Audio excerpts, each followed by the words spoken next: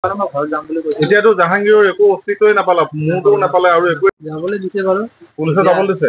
যাবলৈ দিছে। সুনীল গগৈ কাণ্ডই সমগ্ৰ অসম জোকাৰি গৈছে। হয়তো এই সুনীল গগৈ কাণ্ডৰ নজনা মানুহ খুব কম ওলাব, কিন্তু এই ক্ষেত্ৰত তেওঁলোকৰ পৰিয়ালটোক বাৰে বাৰে বিশেষকৈ পুলিচৰ থানালৈ গৈ আৰক্ষী চকীত গৈ পানি তেওঁলোকক সোধপোছ অব্যাহত ৰাখিছে। পৰিয়ালৰ লোকে এতিয়াও দাবী কৰি আছে যে সুনীল গগৈ লুকাই থকা নাই, সুনীল গগৈ তৃতীয় পক্ষৰ কোনোবাই তেওঁকো হত্যা কৰিলে বুলি, কিন্তু পৰিয়ালৰ লোকে এতিয়াও তেওঁলোকৰ মানে যিটো দাবী সেইটো এতিয়াও উত্থাপন কৰি আছে। সঁচাকৈ এইখন অসমতে ঘটি আছে ইমান নিৰ্মম মানে হত্যাকাণ্ড, যাৰ কথা শুনিলে গাৰ নোম শিয়ৰি উঠে। সঁচাকৈ মানে ইমান বেয়াকৈও মানুহে মানুহক মানে এনেকুৱা কৰিব পাৰে। যি কি নহওক, বৰ্তমান এতিয়া সকলো কথা স্পষ্ট হ'ল, সেয়া যে সুনীল গগৈ নাছিল, সেয়া জাহাংগীৰ আছিল। বৰ্তমান আমি জাহাংগীৰৰ বিশেষকৈ ভাতৃয়া আৰু বিশেষভাৱে কিছুমান মতামত আগবঢ়াইছে। এই সকলোবোৰ মই আপোনালোকক মোৰ ভিডিঅ'ৰ জৰিয়তে দেখাবৰ কাৰণে চেষ্টা কৰিম। আহক তেনেহ'লে পলম নকৰি ভিডিঅ'টোৰ মাজলৈ যাওঁ। যাবলৈ দিছে বাৰু, পুলিচে যাবলৈ দিছে। যাবলৈ দিছে, কিন্তু যদি কিবা কাৰণত লাগে দৰকাৰ হ'লে মাতিবলৈ কৈছে, মই আহি যাম আকৌ লাগিলে। এতিয়া ঘৰৰ অৱস্থাটো ভাল নহয়, চবে জানে, মই ঘৰত যাম বুলি কৈছো। এতিয়াতো জাহাংগীৰৰ একো অস্তিত্বই নাপালা, মোৰতো নাপালে আৰু একোৱে নাপালে, জানাজা কেনেকে হ'ব? এতিয়া কেনেকে হ'ব, যে বিয়াই নাই যদি কেনেকে নকৰিম, মানুহ নহ'লে কেনেকে জানাজা।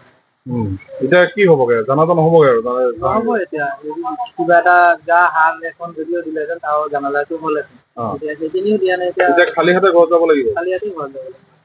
আৰু পুলিচে কি কি সুধিলে আৰু এইকেইদিনত? মোক এইকেইদিন একো সোধা নাই।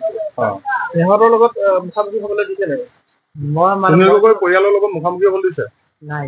সিহঁতে ক'ত থাকে মই নাজানো, মইতো এই পুৰণা থানাতে আছো, মানে ইয়াত যিহেতু থাকিবলৈ মোৰ ঠাই নাই, সেইটো কাৰণে ইহঁতৰ মানুহকেইটাৰ লগতে আছো। তোমাৰ মনে কি কয় যে ঘটনাটো কেনেকুৱা ধৰণৰ? সঁচাকে এতিয়া সঁচাকে হ'ব পাৰে। এতিয়া সঁচাকে মই যিহেতু দেখা নাই আৰু মই কিবা নাজানো, এতিয়া মই কেনেকৈনো ক'ব পাৰিম যে কোনে কি কৰিলে। কোনে মাৰিলে চাগে, কি সন্দেহ হয় তোমাৰ? আমিতো দাদাৰ লগত কাৰো শত্ৰুতা আছে বুলি মই গম নাপাওঁ, যিহেতু আমি প্ৰায় 1.5 বছৰ একেলগে আছো। এতিয়া ক'ৰ পৰা কি হৈ গ'ল একো মই গমেই নাপালো।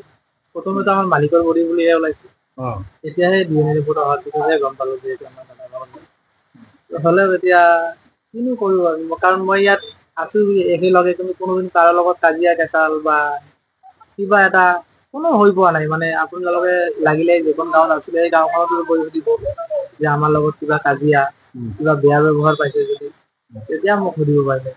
পইচা পাতি পাবলৈ থকা কথাটো এতিয়া মই নাজানিম দেই। এই দুজনে লেনদেন কৰিছে, সেই দুজনে জানিব যে কিমান পাব লগা আছে, কিমান পাব লগা আছে।